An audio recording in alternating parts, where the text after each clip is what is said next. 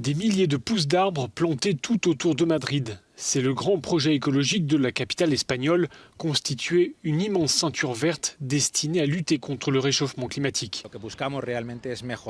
Notre ambition, c'est d'améliorer la qualité de l'air en ville, lutter contre l'effet d'îlot de chaleur, absorber les émissions de gaz à effet de serre générées par les citadins et relier entre elles les zones forestières. Le projet s'appuie donc sur les parcs déjà existants, auxquels s'ajoutent des zones jusque-là laissées à l'abandon, des friches censées devenir des forêts dans les prochaines années.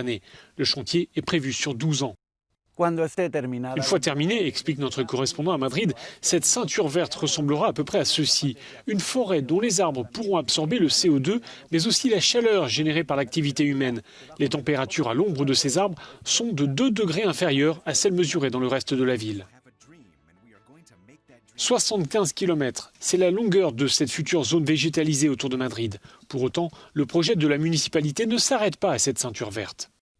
Nous devons avoir une stratégie globale, limiter les voitures, mais aussi développer les zones piétonnes, créer des zones vertes dans chaque quartier. Cela suppose aussi et surtout d'associer les habitants. C'est indispensable pour envisager l'avenir dans de bonnes conditions. Depuis plusieurs années, les observateurs constatent les pics de chaleur plus fréquents l'été, une désertification qui progresse dans le sud de l'Europe. C'est ce qui a poussé les autorités locales à lancer ce projet de grande forêt métropolitaine.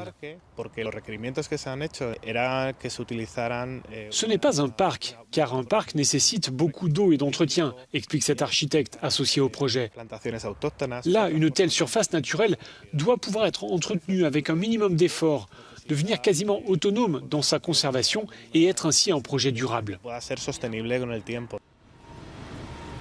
Les experts estiment que les villes consomment les 2/3 des ressources énergétiques mondiales et génèrent les 3/4 des émissions de gaz à effet de serre. Face à ce constat, de plus en plus de municipalités adoptent des plans de développement durable. Cela suppose des transformations dans les transports, les logements et l'urbanisme.